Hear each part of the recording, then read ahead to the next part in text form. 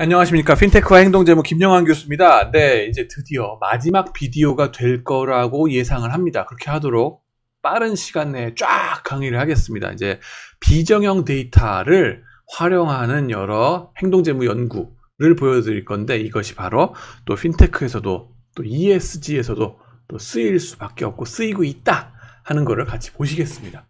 각종 비정형 데이터, 이미 CEO에 대해서도 많이 비정형 데이터 썼는데 내친 김에 더 나가는 거죠.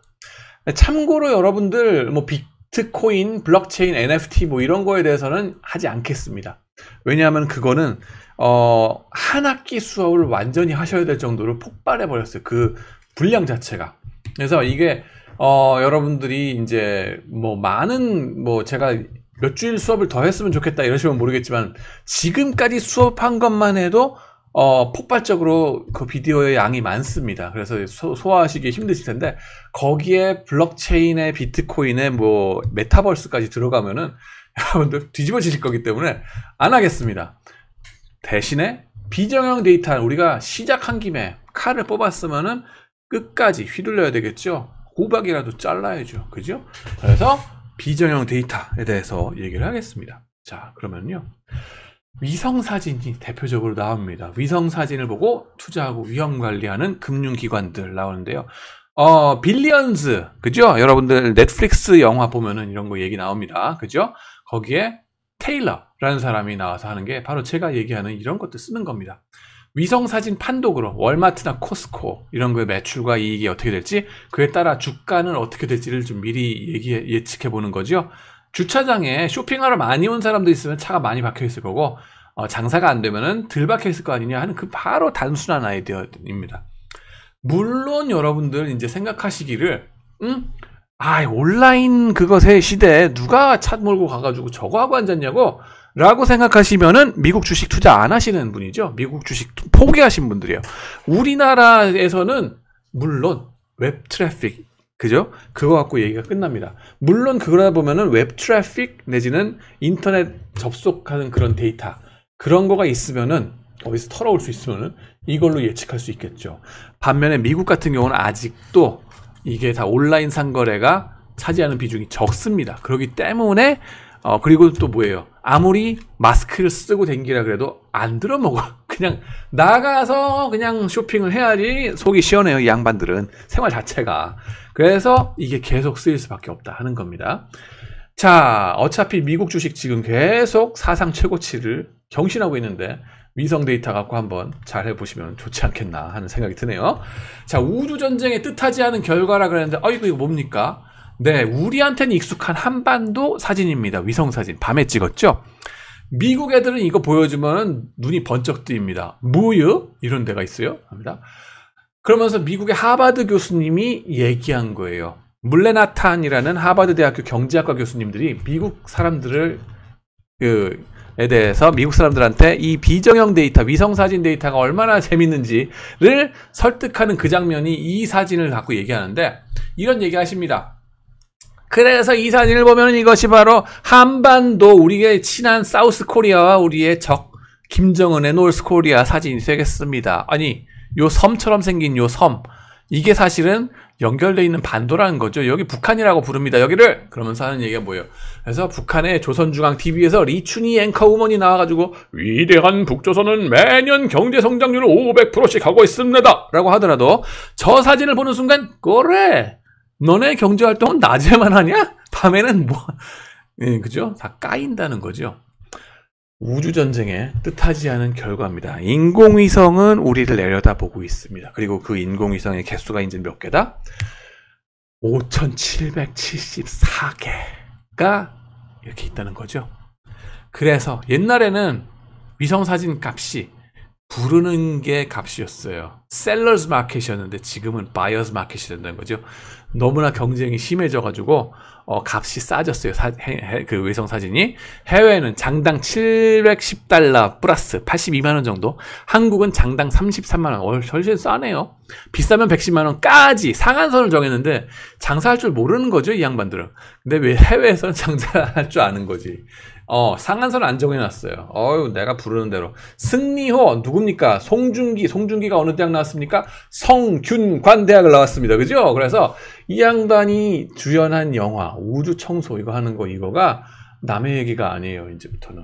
그죠? 언젠가 이거를 이 많은 위성들 걷어들일 때가 온다는 겁니다. 금방. 자, 위성 사진 보시면은 뭐가 나옵니까? 손바닥으로 하늘을 가릴 수는 없다. 중국의 유류고가 되는데, 오일 트레이딩 하시는 분들, 그죠? 원유, 유가가 아주 그냥 널뛰게 하잖아요. 그 예측을 좀 더 할 수 없을까 하는 건데, 이거는 지피지기면 백전불태라고 상대방의 그 원유 저장해 놓은 양을 알고 있으면은, 그죠? 재고량을 알고 있으면은 훨씬 더 게임이 쉬워지지 않겠는가 하는 아이디어입니다. 그래서 유류고가 있는 데마다 위성 사진을 계속적으로 찍는 겁니다. 그렇게 해서 얼만큼 남아있구나 하는 거를 미리 파악할 수 있는 겁니다. 그러면은 유류고가, 아니 그 지붕으로 딱 해놓으면은 막혀가지고 안 보일 텐데, 이게 기름이 얼만큼 찼는지 덜 찼는지, 그죠? 이거 어떻게 할 거예요? 유류고의 지붕은 이동식이랍니다. 이게 딱 막혀 있으면은요, 뜨거울 때 팽창해가지고 폭발한답니다. 폭발하면 감당할 수 없잖아요. 그래가지고는 유류고는 떠있는 뜸판을 갖다 올려놓을 뿐이란 거예요. 이렇게 원통으로 딱 실린더로 돼 있는데 요 캡을 씌워놓은 거죠. 그래가지고 이게 같이 움직이는 거예요. 네, 같이 움직여요. 그러면 뭐예요? 요 그림자가 생기겠죠? 요렇게 하면 되나? 여기다. 그래가지고 요 그림자가 생기는 정도를 가지고서 위성에서 파악해가지고 패턴 인식을 해서 역산해내는 겁니다. 이미지 프로세싱 하는 사람들한테 식은 죽 먹기죠. 여기 실린더 보시면 나오잖아요. 그죠? 그림자 증거를 파악하는 겁니다. 자, 그 다음에는 이런 아이디어를 가지고서 여러 군데 써먹을 수 있더라 하는 거예요. 상품 시장, commodities trading 하는데, 곡물 시장 트레이딩 하는데, 군사용, 유가 예측, 부동산 시장 등등. 그죠? 농산물의 작황 파악하는 데도 쓰입니다. 농산물이 여러 이파리 내놓고 이렇게 살고 있잖아요. 그러면요, 며칠 전에도 저희 비원 요 뒤가, 저희 성균관 대학은요, 비원이 참 아름답게 이렇게 바로 뒤에서, 비원 뒤에 저희들이 이렇게 내려다보고 살고 있습니다.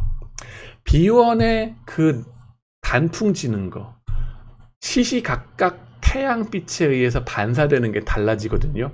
이게 정말 투명하게 딱 반사될 때가 있고, 좀 더 지나고 나면 이게 탁해집니다. 그죠? 낙엽이 빨간색도 이 투명도가 달라요. 그런 것처럼 작황에 따라서 농산물이 자라날 때에 얘가 얼만큼 자라났는지, 또 흉작인지 풍작인지, 이게 잎사귀 모양에 따라서 이 빛이 반사되는 게 다르다는 거예요. 그리고 반사되는 그 엘리먼트가 뭐랄까, 이 뿜어져 나가는 케미칼이 다르기 때문에 케미칼, 화학적인 요소들, 이런 것들이 다르게 발산이 된다는 거예요. 그러면은 그런 것들을 인공위성으로 이제 어떤 화학물질이 잘 반사가 되는구나, 이거를 파악한다는 거죠. 신기하죠? 작황을 파악해서 쌀, 밀, 옥수수, 커피 등의 상품 시장에서 이제 이걸 발빠르게 대처할 수 있다는 겁니다. 지금 저쪽에 커피가 흉작이구나. 커피 값이 비싸지겠네. 빨리 커피를 사야지. 그런 게 된다는 겁니다. 이미지 데이터를 갖고 프로세싱 한다는 거죠. 지구 온난화로 인해서 폭우나 폭염 또는 혹한이 심해지는 등 불규칙한 날씨 패턴, 이런 것들도 다 위성 사진으로 혹은 항공 사진, 요즘 드론 띄우죠. 그런 걸로 해가지고 찍는다는 거예요. 근데 드론이나 이런 것보다도 인공위성 사진이 좋은 건 뭐냐면요, 궤도가 정해져 있잖아. 일정 궤도를 일정 시간에 딱 날아가면서 찍으니까는 그 계산하기가 참 쉽다는 거죠. 그죠? 일정 궤도의 정지 궤도 위성은 더욱더 좋죠. 계속 감시하고 있으니까. 그죠? 근데 이제 드론을 띄우면은 이게 둥둥둥둥 떠다녀가지고 얘부터 이제 0점 잡는 거가 힘듭니다. 하지만은 그 인공위성 사진은 그런 점에 이 어드밴티지가 있다 하는 거 대충 아실 수 있을 겁니다. 그 다음엔 또 뭐예요? 실시간 항공기 운항 데이터. 이런 것들은 또 언제 필요하겠어요? 여행산업 주가 예측할 때도 필요하겠죠. 그죠? 자, 그 다음에는 보험업에서 중요한 위성 사진 그랬는데, 캘리포니아, 여기나 호주 이런 데는 요즘 산불 같은 거 많이 나죠. 쪽하면 산불 나요. 얘는 그냥 아주 그냥 산불 나는 규모가 한반도의 몇 배만큼 막 타고 막 이럴 때도 있습니다. 그럼 그 피해 규모를 빨리 파악하는 게 필요하겠죠? 그래서 앞으로 보험 계약을 하면서 변화된 재난 위험을 반영해가지고 보험료율을 산정하는데 필요하겠죠. 그런데 써먹는다는 겁니다. 그 다음에 ESG 할 때에서도 또 중요하다는 거예요. Environment, Social and Governance 하는데 환경 보호하는 게 중요하잖아요. 그죠? 개발도상국 서민금융에서 아주 중요합니다. 금융에 소외된 서민층들, 특히 벽오지 산간지 이런데 아마존 열대 우림, 우리로 치면 뭐 저기 이 서해 낙도 이런 데 계신 분들 생각하시잖아요. 금융이 닿기가 힘들죠. 그죠? 그 양반들 농사는 지어야 되겠고 어업은 해야 되겠고 근데 그거 다 돈이거든요. 투자를 해야지 그물도 나올 거 아니에요. 그물망이라고 하는 거 혹은 닻이라든가 뭐 이런 것들도 배도 띄우려면 다 돈이거든요. 그리고 또 뭐 양식업 하시는데, 그죠? 그 다음에는 농업도, 뭐 비료니 뭐니 이런 거 다 투자거든요. 근데 은행에서 돈을 빌려가야지 그걸 투자할 수 있을 거 아니에요? 그럼 뭘 빌려서 투자해요? 돈이 없으니까는 결국 소장농 돼버리시고 염전노예 되고 막 이런단 말이에요. 그러지 않게 하려면은 이런 양반들이 돈을 빌릴 수 있도록 신용의 기록이 없어도 투자할 수 있도록 돈을 빌릴 수 있도록 해줘야 될 텐데 그러면 농작물의 작황을 감시할 수 있으면은 은행으로서는 돈을 빌려줄 수 있겠죠. 그래서 그런 작황 같은 거를 파악할 수 있도록 하는데 위성사진 같은 거 써가면서 돈을 빌려주자 하는 거예요. 왜냐하면 이 낙도에 계신 분들이 크레딧 레코드 히스토리가 없으니까 신용카드 써본 적이 없으니까 우리나라는 그나마 이제 다 해결이 웬만큼 되는데 문제는 뭐냐면 아마존 열대 우림 같은 데 계신 분들이에요. 대책 없이 그냥 구석에 있거든요. 그리고 멀리 갈 것도 없어요. 동남아시아로 가시잖아요. 조금만 비행기 타고 가시면은 우리는 동남아입니다. 그죠?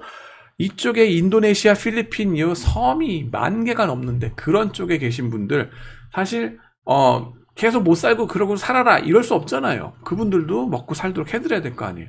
그런데 여러분들이 뭐 우리나라의 은행들 가서 진출하시라고요.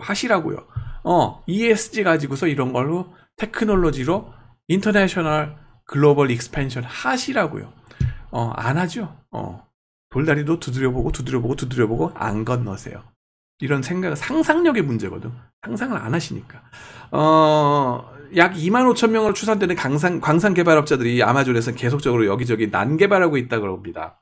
엄청난 규모의 노천, 철광, 금, 니켈, 망간, 복사이트, 알루미늄 원재료죠. 이런 것들 많은데요. 거기다가 파몰리브 나무도 심어야 되겠고 소 목장도 개간해야 되겠고 막 이래가지고 이 아마존 열대우림 훼손하고 그러는데 EU나 이런 국제사회에서 비난을 받아가지고 브라질 법원에서 이거 개발 금지시키고 있어요. 근데 문제는 뭐예요? 법원은 금지시키는데 행정부가 따로 노네? 예, 보소나루 대통령 이 사람이 트럼프처럼 이제 막갑하잖아요. 또라이잖아요. 이 사람이 그냥 개발하게 냅두는 거예요. 그러니까 이게 이제 대책 없이 난개발되고 있는데 이러고 나면 우리가 숨쉴 산소가 없어집니다. 전 지구적으로. 어떻게 이걸 막을 건데요? 그러면은 막으면서 문제는 뭐냐면은 이 양반이 이거 개발하게 냅두는 이유는 열대우림에 계신 농민들이 먹고 살 길이 없거든. 먹고 살 길이 없으니까는 개발이라도 해가지고 얘네들도 먹고 살게 해주자. 이 뜻으로 한 거예요. 나쁜 뜻으로 한 게 아니라. 그죠? 나름 다 일리가 있기 때문에. 그러면은 환경 보존하는 뱅커들 입장에서 어떻게 하면 되겠느냐?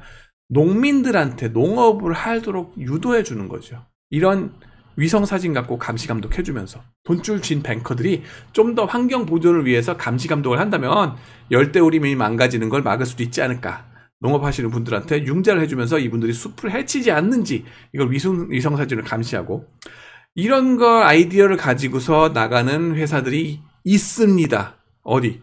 네덜란드의 자산운용 회사, 로베코라는 회사, 악티암 뭐 이런 회사들이 투자 활동을 하는데 돈을 받은 회사들이 파몰오일과 고무나무 등 열대우림을 파괴하지 않는지를 계속적으로 제3자 기관으로부터 리포트를 받아서 감시한다는 겁니다. 그러고 또 핀테크에 거는 희망, 그죠? 격오지 산간지 이런 데 농촌 금융을 돕는다 하는 거고요. 2050년까지 20억 명이 더 태어날 거고요. 반면에 지구 온난화로 농경지는 부족해지죠. 이럴수록 소규모 농어민들의 활동을 지원해주는 금융이 더 필요한데요. 전 세계적으로 소규모 농민들이 필요로 하는 운전 자금, 워킹 캐피탈, 그러죠? 대출금, 뭐 이거 벽시 같은 거, 씨앗 재고 같은 거, 뭐 비료 같은 거 두고 있는 거, 이걸 운전자금이라고 보시면 돼요. 이런 거 대출금, 이런 거는 1800억 달러 정도, 210조 원 정도 규모로 파악됩니다. 그러나 소규모 농민들 중에 31%는요, 융자를 받기 위한 어떠한 금융활동 기록도 없습니다. 이게 문제예요. 그래서 이제 돈을 빌려줄 수도 없는데, 그럼 소장농 되라고요? 염전노예 되라고요? 아니란 거죠. 공과금을 제대로 냈다거나 신용카드를 제대로 써서 제때 갚았다는 기록도 없어야 돼요. 없어요, 이 사람들이. 그래서 어떤 대안이 나오고 있느냐? 영국의 라보뱅크라고 있습니다. 그리고 네덜란드의 와게닝겐 대학이 그 국제적으로 이 산학협동을 했어요. 우리나라에도 좀 외국계 은행들이 산학협동해서 내 제자들한테 산학협동으로 좀 이런 것도 프로젝트 했으면 좋겠어요. 왜 안 오나 몰라. 내가 나가서 이제 앵벌이 해야 되는지 모르겠는데, 좌우지간에 이렇게 해서 산학협동으로 이디오피아에서 보리와 밀을 재배하는 소규모 농민들 융자를 위한 인공위성 모니터링 시스템을 가동해서 운영 중이라고 합니다. 예. 그래가지고 스마트 기후 디지털 농업 금융기술, 이런 걸로 클라이메트 스마트 디지털 팜 파이낸스라고 하는 거를 계속 이제 한다는데, 비용이 적게 드는 방법이죠. 그래서 작물이 자라면서 어떻다고요? 햇빛의 스펙트럼 중에서 붉은색 부분을 흡수하고 적외선을 반사한다고 합니다. 반면에 맨땅과 물은 태양광을 반사하는 패턴이 다르다고 하는데요. 이 차이를 인공위성이 잡아내서 작물이 얼마나 잘 자라는지 이런 걸 실시간 모니터링 해가지고 은행에 보고한다는 거죠. 적절한 감시 감독의 역할을 해주면은 그만큼 신용 위험도 줄어들고 이자율 스프레드도 적게 줘서 이 농민들한테 자금줄을 잘 대줄 수 있다 하는 겁니다. 이게 작황에 따라서 이게 나타나는 거 보이시죠? 인공위성 사진. 우간다와 미얀마 이런 데에서도 벌써 활동이 있다고 합니다. 세계은행이 국제적 빈곤 퇴치를 위해서 극빈층 대상 금융 서비스에 대해서 연구하기 위해서 만든 이런 게 있는데요. CGAP라고 있습니다. Consultative Group to Assist the Poor. 그랬는데, 하베스팅이라는 핀테크 회사와 협력해서 우간다의 서민금융기관인 프라이드 마이크로파이낸스하고 같이 인공위성 사진에 기반한 서민금융을 시도하고 있다 하는 거, 뭐 이런 것들이 지금 나오고 있습니다. 이런 것들 한번 관심 가지고 봐주시기 바라고요. 또 보험업에서도 또 중요하다는 거죠. 위성사진, 물 데이터를 가지고 많은 침수 피해를 추정합니다. 사실 말 나온 김에 얘기인데, 우리나라 금융기관들 글로벌화를 노력한다 어쩐다 말씀들은 좋은데요. ESG를 노력한다 어쩐다 말씀들은 좋은데, 말만 하고서 안 하죠. 근데 이런 걸 융합해가지고 산학협동을 나가서 국제적으로 확대시킬 수 있고 이미지 개선도 하고, 이런 일석삼조, 일석몇조, 이런 활동을 좀 해보세요. 좀 제발 좀. 그리고 성균관대학교를 좀 제발 좀 활용하시기 바랍니다. 네, 저 여기 있습니다. 제발 좀 써먹으세요. 네, 왜 안 쓰냐고. 왜 안 와요? 자기네들끼리만 막. 킬리만자로는 위성사진 물 데이터를 가지고 많은 침수 피해 추정하는데, 킬리만자로 산이 있죠. 아프리카 동쪽 탄자니아에 있는 이 높은 산인데요. 하얀 산이라는 명산이죠. 이게 가왕 조용필 씨의 노래 기억나시죠? 바람처럼 왔다가 이슬처럼 갈 순 없잖아 이러는데, 그죠? 안타까운 문제는 요즘 거기에 만년설과 빙하의 몇 프로? 90%가 없어졌다고 합니다. 왜? 지구온난화 때문에. 예, 기후가 완전 망가졌습니다. 빙하와 빙산이 녹아서 해수면이 상승하고 기후변화가 이렇게 일어나거든요. 사람들이 몰려 사는 도시와 곡창지대가 바다 근처라서 농업에 벌써부터 큰 타격이 오고 있죠. 홍수, 쓰나미 이런 것들이 함께 몰려와서 더 큰 문제가 되는데요. 독일은 유럽에 금년에 1000년 만에 가장 강력한 홍수가 나와가지고 이렇게 난리가 났다 그러잖아요. 사진이. 그죠? 손해 산정하는 걸 대략적으로라도 빨리 산출해야 되는데, 보험사들한테 이런 것도 부담이 되고, 애당초에 이런 일이 일어나지 않도록 ESG를 잘 해야 되는데 그게 힘들다는 거죠. 보험업에서 위성사진 대단히 이런 점에서 중요하다 하는 겁니다. 시장 친화적이고 유저들에 의한 ICT 기반 농업 정보 서비스를 하려는 그런 프로젝트들이 이제 많은데요. 동아프리카 우간다 그러면 막 사람들 이름이 재밌어서 좀 낄낄 웃으시는 경우들 많은데, 웃지 마세요. 이거 심각한 이제 아주 진지한 얘기입니다. 인공위성 사진 기술을 동원해서 농민들 대상 보험, 융자 서비스를 도와주고 있다고 합니다. 주로 이런 거는 네덜란드 외무부가 적극적입니다. 왜냐 하면은 자기네 나라 땅이 해수면보다 낮기 때문에. 해수면 더 올라가면 더 곤란하죠. 그래서 네덜란드가 적극적이긴 합니다. 그러면 네덜란드 니네가 다 해. 그러시려고요? 우리나라도 그렇게 안전하지 않다는 거예요. 해수면 올라가면은 인천 앞바다부터 시작해서 김포평야, 김해평야, 그리고 서울까지 안전하지 않습니다. 우리도 경각심을 가지고 좀 더 적극적으로 해외에 이런 걸 좀 알아보셔야 된다 하는 겁니다. 이웃나라 말리에도 가뭄에 대비한 비슷한 프로젝트 숨 아프리카가 있다고 합니다. 그리고 지구상의 해수면이 줄어드는 것과 늘어나는 것에 대해서 구글 얼스 뭐 이런 거 위성 사진을 받고 과거 30년 전의 위성 사진을 분석하여 비교하는 공짜 서비스도 있고요. 이런 거 가서 클릭해 보시면은 많이 이런 핀테크적으로 활용할 여지들이 많이 있다 하는 거 말씀을 드리겠습니다. 한번 보시고요. 월드뱅크라든가 이런 데서 벌써 이런 프로젝트들 많이 돌아가고 있다 하는 거 관심 좀 가져주시기 바랍니다. 여러분들의 자식들을 위해서, 여러분 노후를 위해서입니다. 이거 벌써 노후도 아니고 벌써 몇 년 후예요. 몇 년 후.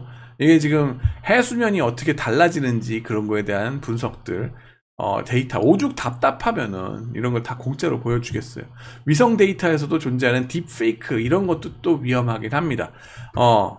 뭐 손바닥으로 하늘을 가릴 수 없다라고 하지만은 하늘에 인공위성을 조작해버리는 해커들도 등장할 수 있다 하는 거는 조심하셔야 돼요.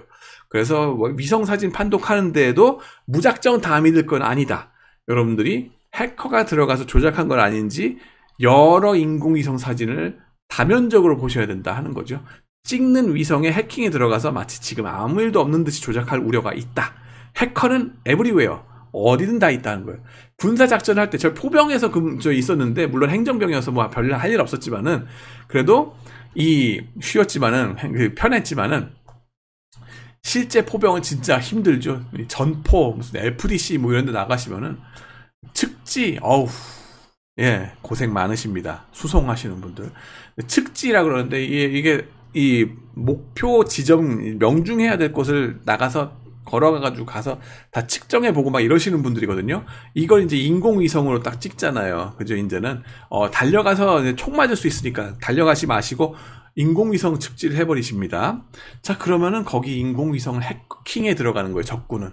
그래서 목표 지점이 저기가 군사시설 목표 지점이어야 되는데 그거를 마치 민간 시설인 것처럼 딥페이크로 조작해버리고 옆에 있는 저 옆에 근처에 있는 그 민가 이런 거를 갖다가 군사시설인 것처럼 페이크를 쳐버릴 수 있겠죠. 그러면은 그 위성 사진을 잘못 믿어버리고서 대포 쏘면은 민간인 학살이 돼버리는 겁니다.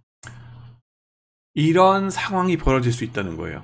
그래서 딥페이크 조심하라는 거고 역시 기술의 진보와 해커와의 숨바꼭질은 끝이 없다 하는 거 조심하시라는 겁니다.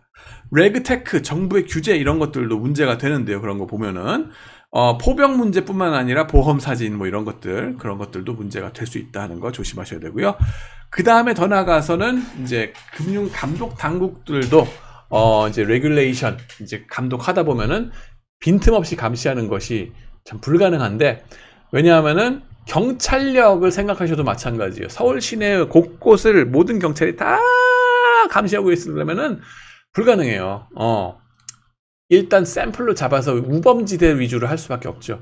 범죄가 자주 날 수밖에 없는 곳 그런 것들 빅데이터로 관리하는 건데 예산 제약 때문에 어쩔 수 없죠. 잠재적 범죄자들을 효율적으로 찾아낼 것인가 하는 게 문제가 되죠. 금융 감독도 마찬가지입니다. IT 기술 발전과 함께 규제 당국의 감시 기술도 발전하는 중이다 하는 건데요.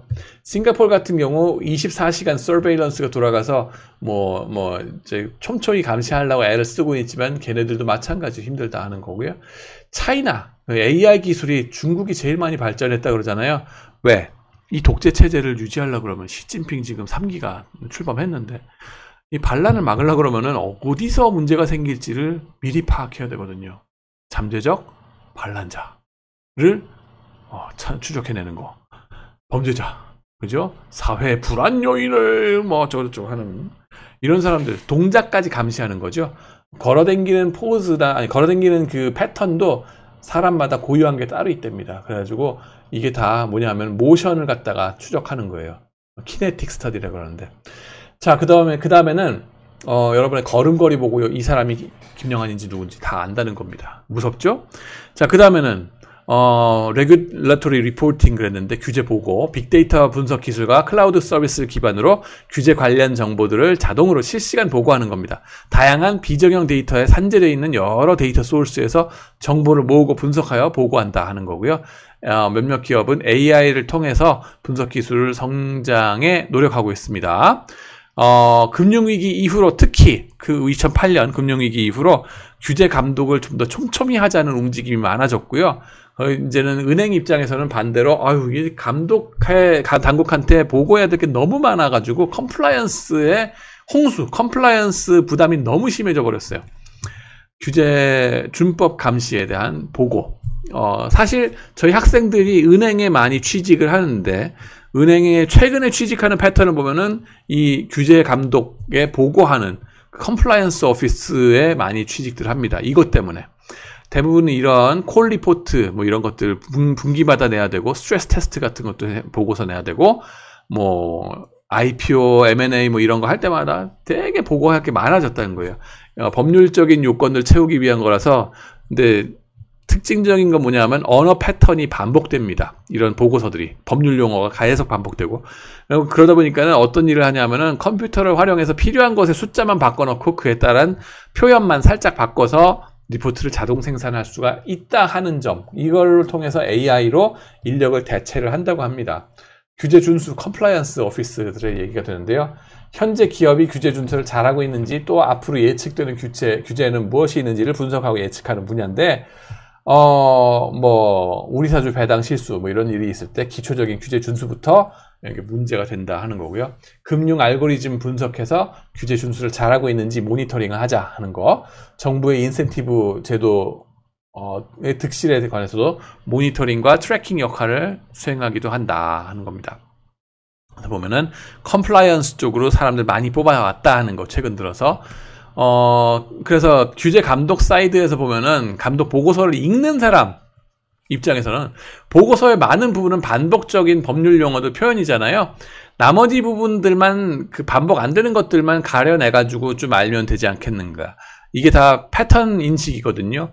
그 다음에는 자연어 처리의 부분이고, regular expression이라고 그러죠. 반복적인 거, 표현한 거, 찾아내는 거. 내부자 정보에 따라서 혹은 경기 순환 혹은 산업 비즈니스 사이클에 따라서 표현이 달라질 수밖에 없다 하는 건데, 이렇게 바뀌는 부분들의 언어들을 빅데이터 방식으로 분석하면은 미래 주가 예측이라든가 회계 부정, 사기 등을 예측할 수 있지 않겠는가 하는 아이디어입니다. 그래가지고 이런 거에 대해서 2002년부터 벌써 이제 움직임들이 학문적으로 연구가 있었는데, Management Obfuscation Hypothesis라고 합니다.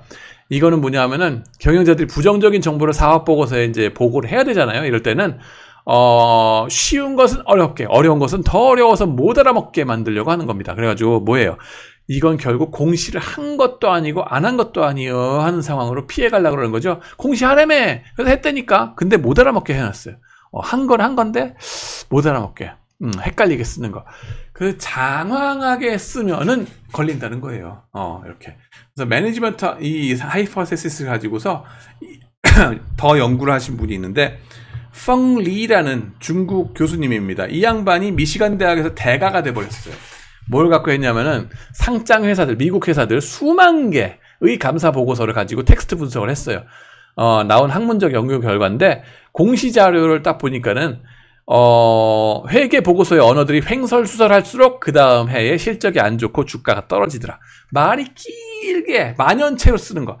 제가 학생들한테 정말 강조하는 게 뭐냐. 여러분들 에세이 쓸 때, 보고서 쓸 때 만연체로 쓰지 마세요. 간결하게, 짧게 끊어주십시오 하는 겁니다. 만연체로 쓰면은 주가 떨어지더라. 왜 만연체로 써요?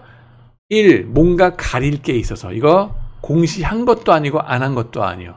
2. 내가 모르겠는 거를 늘려서 써야 되겠거든. 시험 답 쓸 때에도 길게 쓰시는 분 뭔가 안 맞아요. 예, 그게 있어. 그래서 결론부터 땅 때려주시라는 거예요. 예, 회계 보고서에서 그 다음에 이 사람이 또 발견한 게 뭐냐면 리스크란 말 자주 쓰면은 그 다음에 주가 변동성이 커지더라. 방구가 잦으면 똥을 싼다 하는 건데 이게 이제 뭐냐면은 그 위험이 많이 내재되어 있는 회사이기 때문에 언어는 마음의 거울이라고 그랬잖아요. 회사 CEO가 마음속에 이거 위험한데 우리 이게 있는 거예요. 그러면은 말할 때 이게 리스크가 나온다는 거죠. 그래서 옵션 트레이더들한테는 이런 것이 빅데이터 분석하면 좋은 기회가 된다는 겁니다. 그 다음에는 미국만 그런 게 나와요. 그럼 우리나라는요. 물론 넘버원 룰은 뭐예요? 사해동포. 미국이나 우리나라나 똑같습니다. 우리나라 아직 후진국이라서 뭐 그런 거 안 된 거 아니에요? 아니, 우리나라 선진국이라니까, 넘버원. 후진국이라도 후진국 아닌데 개발도상국이라 할지라도 사람 사는데 원리는 똑같아요. 예. 우리나라 언어가 달라서 됐고요. 똑같다니까. 그래가지고는 이거를 테스트해 보신 교수님이 계십니다. 이우종 교수님이라고 서울대학교 회계학과에 계신 저랑 친한 교수님인데, 이 양반이 이제 우리나라의 감사 보고서를 가지고 가독성 연구를 해봤어요. 그랬더니 진짜 미국과 똑같이 나오더라. 못 알아먹게 만연체로 쓰고 막 이런 거 포그 인덱스라고 나옵니다. 아주 인덱스 숫자가 높을수록 포그 안개가 끼는 거 아니에요. 못 알아보겠거든. 그럴수록 그 다음에 그 회사에 안 좋은 일이 벌어지더라 하는 거를 밝혀내셨습니다. 그 다음엔 쉬운 영어 쓰기의 중요성. 이거 알아듣기 쉽게 쓰라는 거죠. 알아듣기 어렵게 만연체로 쓰면 주가 나빠지는데 쉬운 영어 쓰기의 중요성. 러프라는 맥도날드 제가 말씀드렸죠. 지난번에 그 비디오에서. 영어를 쓸 때에 제발 능동태 써라 하는 거예요. 수동태 쓰지 마세요. 내가 성문 종합 영어를 몇 번 20회 독을 했거든요. 저도 고3 때 재수할 때까지 20회 독 넘게 했어요. 자랑하지 마시라고. 그거 갖고서 자랑하지 말고 그때 배운 수동태 다 내려놓으시고 그냥 능동태를 쓰시라고요. 현학적으로 뭐가 되어진다. 우리 성문종합영어 쓰신 분들의 특징 중에 하나가 그거예요. 뭐가 어떻게 되어진다. 돼진다. 죽는다는 뜻이거든요. 우리말로. 되어진다라는 표현 쓰시는데 그런 거 쓰지 마시라고요. 네, 그냥 능동태. 우리말도 능동태, 미국말도 능동태 쓰세요. 수동태 쓰면 미국 애들이 더 잘 알아들지 않을까요? 아니요. 못 알아들어요. 네, 가뜩이나 우리가 브로큰 잉글리시, 한글, 콩글리시 써가지고 못 알아듣는데 수동태 쓰면 더 못 알아듣는다. 짧은 단어 쓰세요. 긴 단어 버리세요. 우리 보캐뷸러리 시험 많이 2만 단어 했는데 내려놓으시고 짧은 단어. 짧은 문장 쓰세요. 1, 2인칭으로 쓰세요. 왜? 나와 너의 얘기는 그와 저의 얘기랑 차원이 다릅니다. 그와 그녀의 얘기는 강 건너 불구경하는 것처럼 와닿지가 않아요. 당신과 나 사이에 라고 얘기를 하면은 바로 와닿거든요. 그렇기 때문에 알아듣기 쉽습니다. 이게 심리적으로 밝혀진 거고 빅데이터로도 때려서 맞아진 겁니다. 여기서. 그래서 이런 것들이 여러분들 영어 생활 하시거나 언어 생활 하실 때, 국어 쓸 때도 대단히 중요합니다. 그 다음에 또 추가적으로 뭐가 중요하냐면 도표를 쓰시란 거예요. 여러분들이 개념적으로 이해하고 있는 게 확실하면은요, 그림 그려서 설명 남한테 잘할 수 있어요. 네, 도표로 쫙쫙쫙 가로 세로 쭉 뭐가 있고 일목요연하게 할 수 있거든요. 회계 장부 이렇게 보여주잖아요. 보면 주석사항 나타내는데도 도표를 쓴다니까요. 잘 알아듣고 말하는 사람들은. 이게 제대로 안 돼 있으면은 주가가 떨어진다고요. 법률 용어 쓰지 마세요. 현학적인 표현 쓰지 마세요. 이중부정 쓰지 마세요. 아닌 게 아니다 이런 식으로 쓰지 마시고 그냥 기면 기다 아니면 아니다 라고 클리어하게 짤막하게 때려주시는 게 영어에서도 우리말에서도 제일 중요하다 하는 거 러프라는 맥도날드 교수님이 벌써 밝혀주셨습니다. 빅데이터로. 핀테크에서도 중요하고 레그텍에서도 중요합니다. 이거는. 그래서 감사 보고서 측정하는 거 이런 식으로 기준을 놓고 하시면 됩니다. 쉬운 영어로 출세한 대표적인 예. 이 양반 도널드 트럼프 세상에 삼척동자도 이 양반이 말하는 건 알아듣는다니까요. 문제는 이 양반의 문제는 뭐냐면은 나쁜 놈이라서 문제예요. 그러고 관종이라서 문제지 영어 쓰는 것만큼 쉬운 영어 쓰는 것만큼은 이 사람 걸 보고 배워야 됩니다.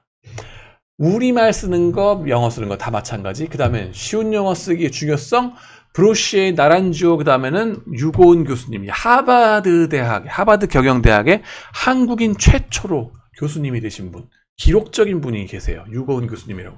지금은 미시간 대학교에서 또 엄청 대가로 성공하신 분인데, 이 양반의 이제 이 논문을 보시면은 분기 실적 보고 영어로 된 거죠. 미국 거. 컨퍼런스 콜. 이거 봅니다. 컨퍼런스 콜. 이게 실적 보고하는 컨퍼런스 콜 트랜스크립트를 딱 수만 개를 갖고 분석을 했어요. 보니까는 외국 회사 경영진일수록 공연히 어려운 영어를 써서 주가 반응 싸게 나오더라 하는 거예요. 한국 사람들 영어 문법이 강해서 이렇게 자랑하려고 드시잖아요. 자랑하지 말고 내려놓으시라니까요. 쉬운 영어 쓰시라고요. 내려놓기 힘듭니다. 내려놓으셔야 돼요. 남의 나라 언어라서 쉬운 말을 못 찾다가 결국 어려운 단어 써가면서 헤매는 것 뿐이에요. 한국 사람들은 영어 문법이 강해서 자위하시는 말씀이고요. 내려놓으셔야 돼요. 네. 그리고 쉬운 영어 쓰기의 중요성, 황병현 교수님, 김혜강 교수님 여기 나옵니다. 코넬 대학교에 계신 분이죠. 이분은 뮤추얼 펀드를 시작하는데 뮤추얼 펀드의 프로스펙트 사업 계획서를 갖고 텍스트 마이닝 쫙 해봤어요. 보니까는 쉬운 영어를 써야지 돈이 잘 모이더라. 아니 미국 애들은 다 하버드 나오고 캠브리지 나오고 영어 잘 알아들 텐데 이런 걱정 없지 않아요? 똑똑한 애들 아니에요? 똑똑한 건 둘째치고 사람은 다 똑같습니다. 내려놓고 보셔야 된다. 쉬운 영어를 써야지 전달이 잘 된다. 걔네들도 다 똑같은 인간이기 때문에. 네. 자, 이게 다 핀테크 차원에서 뭐가 임플리케이션이 뭐냐? KYC, Know Your Client 하는 건데요. 이제 여러분들의 클라이언트들이 어떤 종류의 클라이언트들인가를 잘 아셔야 되고요. 이 양반들이 쉬운 영어를 쓰는지도 아셔야 되고, 그 다음엔 또 뭐예요? 여러분들의 클라이언트들이 또 어떠한 인더스트리에, 업종에서 일하는 회사인지를 또 잘 파악하셔야 돼요. 돈 빌려간 고객 회사의 업종 파악 대단히 중요하죠. 그죠? 투자한 회사, 이내 회사가 어떤 회사인가. 예를 들면 이런 거예요. 도요다의 회장이 2017년에 선언을 합니다. 도요다의 경쟁자는 누구다? 구글이다. 혼다나 무슨 현대가 아니다. 혼다, 현대? 발음이 비슷하죠? 누군가가 누군가를 따라한 거 아닐까? 혼다, 현대. 그건 나중에 하겠습니다. 산업 분류의 문제 가는데요. CEO의 성과를 측정하는 회사의 성과를 CEO의 성과를 측정하든지 아니면 회사의 성과를 측정하든지 늘 성과 측정은 뭐예요? 동종업종 대비, 경쟁사 대비 내가 얼만큼 잘하는가 못하는가에 따라서 이제 상벌을 받잖아요. 그죠? 근데 동종업종, 그러면 누구 맘대로 동종업종을 분류할 텐데요? 하는 게 문제가 됩니다. SIC 코드라고 미국에서 있어요. 나이크스 코드라고도 있고요. 여기 보시면은. 그리고 우리나라는 FN 가이드에서 인더스트리 코드 여러분들 데이터 다운로드 받아보면 이거 나오죠? 자, 그거를 보시면요. 대개 한번 정해지면은 그냥 픽스, 고정돼 가지고 쫙 몇십 년 내려갑니다. 뭐가 좋으냐? 좋은 점은 계속적으로 한 회사가 그냥 그 그룹이 계속 그냥 정해져 가지고 나랑 쟤랑 비교하려면 삼성은 LG랑 비교해야 돼. 맨날. JYP는 SM이랑 또 비교해야 돼. 이런 식이 되는 거예요. 그죠? YG는 죽은 아까나 YG는 SM이랑 비교해야 돼. 이런 식이 되는 거예요. 근데 얘네가 안 변할까? 하는 겁니다. 도요다가 지금 구글이랑 경쟁하겠다면서요. 왜 변한다 그럽니까? 지금 빅데이터의 시대이기 때문에 자기네는 단순한 자동차 회사가 아니라 모바일 서비스, 데이터를 가지고서 여러분들을 입체적으로 파악해서 IoT, 인터넷 오브 띵스 이런 거 있잖아요. 이런 걸 통해서 여러분들이 어디로 움직여 갈지, 카택시 이런 것처럼 여러분의 움직임을 파악해야 되는데 그러려면 구글만한 놈들이 없다는 거죠. 걔네들하고는 우린 경쟁하겠다. 다이다이로. 이렇게 되는 거고요. 그러고 나면은 컴페티터, 경쟁자들도 계속 다이내믹하게 매년 달라져야 될 거 아니냐 하는 겁니다. 그러고 나면은 이제 고정된 인더스트리 코드를 가지고 수십 년 내려가는 거 이제 좀 그만해야 되지 않을까? 회사가 진화하면서, 그죠? 업종이 달라지잖아요. 그러면 네이버, 지금 뭐예요? 네이버, 단순히 이 포털 회사냐? 이제는 메타버스 한다면서요. 그러면 페이스북 메타. 이것도 또, 물론 이제 국제적으로 컴페티터로 들어가게 되겠죠. 그러고는 메타로 치면 또 뭐가 있어요? 메타버스에 저기 맥스트 같은 회사 있죠? 그런 회사들도 갖다가 경쟁이 되는 거고, 또 여러 가지 메타버스에 진출하겠다는 회사들끼리 또 동적으로 계속 변해 나갈 겁니다. 그런 그룹핑을 동적으로 해줄 수 있느냐 하는 이슈가 될 거예요. 어떻게 클래시파이 할 건데요? 그죠? 또 메타버스 하다 보니까 뭐가 나옵니까? 이제는 SM이 메타로 나갑니다. 예. 뭡니까? 그 이름 또 까먹었네. 그 요즘 나오는 그 걸그룹 나오죠? 걔네들 메타버스 세계에서 막 활동을 하려고 듭니다. 카리나인가 뭐 있잖아요. 에스파. 예. 어떻게 하는지 이건가요? 이거? 네, 디귿자. 이거 된 겁니까? 이건데 어떻게 되는지 이렇게 해서 이렇게 팔 힘들어.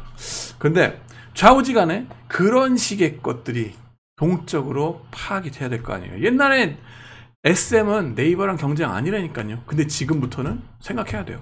네, 어떻게 업계 경쟁자들을 시간에 따라 역동적으로 파악해낼 수 있을까? 문제가 되는 거죠.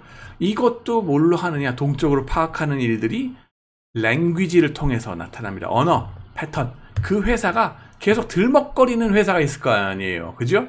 10년 전에는 도요타가 복스바겐하고 경쟁한다. 무슨 캐딜락 저쪽하고 뭐 자동차 업계랑 이걸 들먹거리면서 자기의 보고서에다가 얘기를 했을 텐데 요즘은 구글을 들먹거리겠죠. 구글이든지 네이버든지 뭐 이런 카카오라든지 일본이니까 라인 되겠네. 그런 회사들이 이제 방구가 잦으면 똥을 싼다고 그죠? 걔네들 계속 등장하면은 자기네들이 계속 그 언어에 떠올리는 그 보고서에 떠올리는 그 회사들을 갖고 경쟁사로 찾자 하는 그 네트워크를 잡아내는 거예요. 소셜 네트워크 지도를 만들어냅니다. 그래서 여기 보시면은 베네수엘라하고 석유 회사들의 네트워크를 랭귀지로 파악해내는 거예요. 연관 기업들 찾아내기를 텍스트 마이닝을 해나간다 하는 거 보시면 되겠습니다. 그래서 베네수엘라에서 어떤 정치적 불안이 터졌다 그러면은 거기에 1차로 피해를 받는 애들, 그죠? 그 다음에 2차로 피해받는 애들, 3차로 받는 애들, 이게 네트워크의 몇 단계에 거쳐서 나타나느냐 이런 거를 단계별로 파악하고 동적으로 파악한다는 거죠. 다이내믹하게 훨씬 더 동적으로 이런 것들이 점점 더 이슈가 돼가고 있고 헤지펀드에서 그런 걸 해가고 있습니다. 우리나라에서는 한양대학교의 강형구 교수님, 저랑 북한 관련 논문 쓰신 걸로 또 저랑 같이 일을 해보셨는데 이 양반이 이쪽에 전문가십니다. 그래가지고 인더스트리 파악해 나가는 거 동적으로 해나가고 계십니다. 우리 학교에도 김대진 교수님 이쪽으로 하고 계시고요. 그런 식으로 이제 얼터너티브 비정형 데이터 전성시대가 지금 되고 있다 하는 거 말씀드리고요. 실현에 여러 가지 어려움이 있긴 합니다. 법적 규제도 있고요. 금융 분야가 개인정보와 직결되는 분야다 보니까는 관련 규제들이 엄격하고 또한 새로운 기술들에 대해서는 규제가 미비돼서 좀 이런 게 좀 느리게 적용돼 가고 있는데 그래도 엄청난 양의 비정형 데이터가 표준화되어 있지 않다는 거 또 있는데 그죠? 정제하는데 또 많이 시간 걸려. 이거 데이터 갖고 제가 이제 CEO 얼굴 가지고서 비정형 데이터 했잖아요. 근데 그 보이스피치 같은 것도 이거 따는 거가 다 사람이 다 이걸 보이스피치를 갖다 20초 다 지정을 해줘야 되고 얼굴 사진도 이거 맞는지 아닌지 RA들 여러 명이 달려들어서 이걸 다 객관적으로 이제 여러 명이 독립적으로 판단해서 이걸 다 해야 되거든요. 비용과 시간이 정말 많이 들어갑니다. 정말 사람 수십 명 갈아 넣었다라고 생각하시면 됩니다. 요즘 교수 공부 안 한다 그런 소리 하지 마시고 제발 좀. 죽는 줄 알았어요 저 이것 때문에. 그러고요 규제 적용에 시간 제한이 있다. 규제는 어떤 시간 내에 필요한 절차를 마치라는 요구인데 그 제한 시간 안에 효율적인 기술을 맞춰서 구현해내기 어렵다. 그리고 규제 전문가, 소프트웨어 개발자, 금융업계 간의 네트워크 미비로 인해서 레그테크의 효율적인 실행이 지연되고 있다. 산학협동 투자 많이 하셔야 돼요, 지금 이거. 맺은 말로 이제 이번 지난 한 학기 동안 이제 제 수업 들어주시느라고 고생하셨는데요. 로스차일드가요, 60년 전쯤에 쇠퇴했습니다. 지금은 존재감이 거의 없어요. 200년 전에는 최고의 핀테크를 구사했고, 비둘기 갖고, 그죠? 성공했잖아요. 자기네들 자체 그 네트워크 가지고서, 집배원 네트워크, 비둘기, 이런 거 갖고서 성공했는데, 정보가 빨라서. 60년 전쯤에 1차 대전 끝나고 2차 대전 직전에, 쇠퇴를 확 합니다. 확 한 이유가 뭐냐? 그 당시에 핀테크를 안 써서. 그 당시에 최첨단의 핀테크는 타이프라이터 막 이런 거, 텔렉스, 전신 뭐 이런 거 쓰는 거고, 대서양 건너서 막 이렇게 교신이 되고 해야 되거든요. 근데 그거를 거부했어요. 손으로 쓴 편지를 전달하고, 전서고 날리고, 막 이런 거에 빠져 있었어요. 배가 불렀지. 왜냐하면은 유럽의 왕가들보다도 부자들이었거든요. 그러다 보니까는, 테크놀로지에서 밀리고 정보가 느려버리니까 돈을 잃어버립니다. 그러고는 근친결혼으로 폐쇄적으로 조직을 운용합니다. 예. 그래가지고는, 자기 친척들만 계속 믿을 건 결국 혈연밖에 없다. 돈 뺏길까봐. 사기당할까봐. 계속 근친으로 결혼을 해가면서 자기네, 친척들만 뱅크에서 일하고, 그러다 보니까는 애들이 기형아가 탄생을 하고 은행업에 능하지 못한, 오히려 능하다 그러면은 다른 쪽에서 예술이나 학문 쪽에서 능한 그런 사람들이 은행업을 하게 돼요. 아니, 백면서생이 가서 은행하면은 뜯기겠죠. 인재가 부족합니다. 그래서 여러분들 회사에서 밑에 사람 뽑을 때 탕평책으로 뽑으셔야 된다는 겁니다. 제 책에도 나오는 얘기인데요. 탕평책으로 여러 사람들, 여러 곳에서 여러분 비즈니스 할 기회는 어디서 나올지 모릅니다. 마찬가지로 여러분의 넥스트 제너레이션 차세대 전투기 그런 인재들도 어디서 올지 몰라요. 하버드에서만 뽑을 거야. 우린 캠브리지에서만 뽑을 거야. 이런 생각하시면은 망한다. 골고루 뽑으셔야 된다 하는 겁니다. 여러 학교들 골고루 보시기 바라고요. 유럽 내에서 최고라는 만족에 미국이라는 새로운 급성장 시장에 진출하지 않은 게 로스차일드의 큰 실수였어요. 너무나 잘 살다 보니까 호호 떠받들여 키워졌던 그 도련님들이 미국이라는 그 와일드 웨스트에 나가서 껄렁한 그 부자들, 껄렁한 깡패들, 미국에 보기가 싫었거든. 미국, 유럽에서는 얘네들 수세식 변소에서 편하게 오줌똥 누는데 미국 가면 똥뚜껑에서 넣어야 되잖아요. 무섭죠. 그래서 안 갔어요. 그러니까는 3년 만에 접고서 철수해버립니다. 그러니까 돈 뺏기죠. 아직도 얘네들이 로스차일드가 세계를 지배한다는 소문은 나치가 퍼뜨린 악소문의 잔재입니다. 뭐냐면은 유태인 금융계 네트워크가 세계를 쥐고 흔든다. 그러니까 우리는 유태인을 학살해야 된다. 라는 거를 나치가 퍼뜨린 거예요. 그리고 그 핵심은 로스차일드다.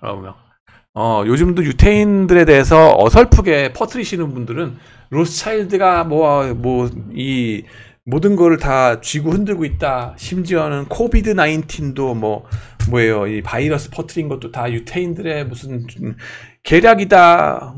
헛소리를 내시고, 그 다음에는 빌 게이츠도 유태인이다. 뻥이에요. 빌 게이츠 유태인 아니야. 그 다음에는 JP 모건도 유태인이다. 유태인 아니에요. 영국 사람이에요. 영국계 브리티시 쪽이야. 쩍하면 유태인 같다고 해요. 기승전 유태인 붙이시는 분들 많습니다. 근데 조심하시기 바라고요. 다 음모론이에요. 근데 이 사람들이 이제 로스차일드가 존재감이 없어진 것. 중요한 건 뭐다? 핀테크에 적응 안 해서. 보수적인 금융업의 생리 조심하시라는 거예요. 돌다리도 두드려보다가 안 건너죠. 관료주의 때문에. 3년 후면은 CEO가 바뀌거든. 단기 실적주의죠. 그리고 내가 뭘 했을 때, 내가 CEO 했을 때 AI를 했지, 이 소리 하고 싶어가지고 겉핥기식으로 전시 행정성으로 막 그냥 겉핥기식으로 지나가요. 밑에 있는 사람들은 뭐예요? 해보다 보면 알죠. 한 10년만 지나다 보면 저 양반 지금 3년 지나고 나면 또 딴 사람 들어와가지고 뭐 하겠구만. 진실성 있게 안 받아들여요. 그러다 보니까는 관료주의 때문에 진정하게 뭔가를 들고 파겠다는 사람들이 별로 없어요. 그리고 IT 쪽에 전문가들, 뭐 IT 전공하신 분들 많죠. MIS 하시고 뭐 IT 전공하신 분들 수백 명 되는데 문제는 뭐냐면 탑급의 사람이 없어요. 탑의 사람들은 다 떠났죠. 절이 싫으면 중이 떠나는 거지 뭐. 가서 어디로 갑니까? 카카오뱅크. 가서 안 돌아옵니다. 안드로메다. 안 돌아옵니다. 그죠? 유명한 얘기죠? 안 들어와요. 왜? 그 사람들은 2배, 3배 연봉을 받아야 되거든요. 근데 그거를 남잘 되는 꼴 못 보죠. 은행에 계신 분들. 누구나 그렇지만, 저도 그래요. 그렇긴 한데, 질투 때문에. 근데 그 탑의 그 사람들을 인정해 줄 줄 아는 문화도 없고요. 그 다음에 이 관료주의에서 내가 이미 그렇게 했기 때문에 내가 이렇게 했는데 너도 왜 하지? 뭐가 잘났다고? 이런 문화들이 엄청나요. 그러다 보면 그 경쟁 들어올 때 은행 들어가기 되게 힘들거든요. 학부 졸업하는 애들 중에 진짜 성적 좋고 머리 좋은 애들이 은행에 들어갑니다. 들어가서 10년 지나고 나면은 그 중에 한 명이 될 뿐이죠. 그러고 나면은 밑에 애들이 새로 들어왔는데 3배의 연봉을 받아? 왜? 이런 식이 되는 거죠. 그러면은 걔네들 떠나요. 안 들어옵니다. 그러면은 핀테크 혁신을 한다? 잘해보시라고요. 이런 식으로 분위기가 되는 거예요. 냉소하게 됩니다. 미국은요, JP모건 체이스 그 CEO 벌써 10몇 년째, 거의 20년째 CEO 하고 계세요. 안 갑니다. 예. 단기 실적주의, 미국이 심할까요? 우리나라가 심할까요? 우리나라가 심합니다. 왜? CEO의 그 기간이 3년밖에 안 되기 때문에. 2년, 3년. 금방. 그러기 때문에 또 순환보직을 하기 때문에. 그죠? 전문성이 생길 수가 없고, 부서에 있을 때. 그러고, 어쩌다가 이제 AI 이거 또 유행하니까 너 한번 해봐. 그러고서 이제 태스크포스 팀에 맡겨졌어요. 근데 팀에 들어가도 뭐예요? 이 또한 지나가리라 하는 게 이제 관료 사회에 살다 보면 나오잖아요. 그죠? 관료 조직에 지나다 보면 장사 하루 이틀 합니까? 그쵸. 마찬가지입니다. 그러다 보니까는 진정한 AI 혁신이 나올래야 나오기가 참 힘들어요. 기대하는 것 자체가 무리입니다. 그런 점들이 있어서 핀테크 외치지만은 상당히 힘들고 겉핥기식으로 지나가다 끝나요. 이 또한 지나가리라. 특히나 20년 전에 MIS 닷컴 버블 막 지나가면서 AI 한번 확 했다 죽었잖아요. 그래서 이번에도 죽겠지. 그러면서 그냥 지나가는데 그거보단 조금 오래 가는 것 같아요. 좀 심상치는 않다라는 생각은 좀 듭니다. 물론 제가 이렇게 생각할 때면 뒷북일 수도 있죠. 교수니까. 그렇지만은 좀 진지하게 생각하실 필요 있다 하는 거. 대면 접촉이 중요한 세대들의 구매력이 크므로 변화의 필요를 못 느낄 수도 있습니다. 뭔 얘기냐면은 7, 80대, 60대 분들, 그죠? 이런 분들은 그 노년층의 분들이 제일 돈이 많잖아요. 대박 내신 세대고, 그죠? 쌓인 돈이 많은데 정작 이분들은 핀테크에 별로 적응할 필요도 없고 적응하기 거부하실 수도 있어요. 그러다 보니까는 기존의 걸 유지하자 이러실 수도 있는데, 그것도 달라지는 것 같아요. 이 대단한 세대 분들이 되나서 그 산업화를 이루신 분들 아니에요. 그래서 노년층이 돼서도 카카오뱅크의 뜻밖의 적응을 좀 많이 하시는 것 같습니다. 그래서 경각심을 가지고서 핀테크를 좀 더 적극적으로 하실 필요가 있다 하는 거. 포노사피엔스 우리 최재봉 교수님, 성균관대학교의 우리 자랑스러운 교수님이신데요. 이거 읽어보시면요, 밀레니얼 세대들이 나이 들에 따라서 이 대면 접촉보다 스마트폰 등을 통한 비대면 접촉 고객들이 더 중요해질 거다라고 말씀하시는데, 그래서 핀테크 대비가 중요하죠. 핀테크 대비는 제일 중요한 거는 사람 심리입니다. 그래서 개인 고객들의 성향 파악을 보다 정교하게 하는 거, KYC, Know Your Client, 이거에 들어가는 거고요. 그건 결국 행동재무 연구에서 나온 것들을 꼭꼭 씹어서 여러분들이 현실에 적용시키는 게 중요하다 하는 거. 비정형 빅데이터에 활용하고 인접 학문 분야의 지식을 접목해 보면은 전에 없이 많은 정보를 은행 보험업에서 활용할 수 있고요. 법률적으로 어디까지 허용 가능한 건지에 대해서는 앞으로 열띤 사회적 동의를 구하는 절차, 토론이 필요할 겁니다. 비판 정신이 많이 필요하고요. 첫 수업 시간에도 말씀드렸죠. NO라고 말할 수 있는 조직 분위기를 우리가 스스로 만들어야 한다는 겁니다. 그죠? 여러분보다 젊은 사원들이 들어와서 NO라고 눈 똑바로 뜨고 얘기하는 거 받아들이셔야 된다는 겁니다. 받아들여서 그냥 따라가는 게 아니라 토론을 해보시고 계급장 띄고서 이런 걸 해보는 게 필요하다는 거예요. 여러분 스스로도 좀 용기를 내서 하셔야 된다는 거고요. 물론 저도 힘듭니다. 저도 시니어 교수님들한테 눈 똑바로 뜨고 뭐 이렇게 하는 게 쉽지 않습니다. 네, 그렇지만은 우리가 다 같이 노력해야 된다 하는 거 말씀드리면서 이번 시간을 마치겠습니다. 그럼 한 학기 동안 수업을 들어주셔서 감사합니다.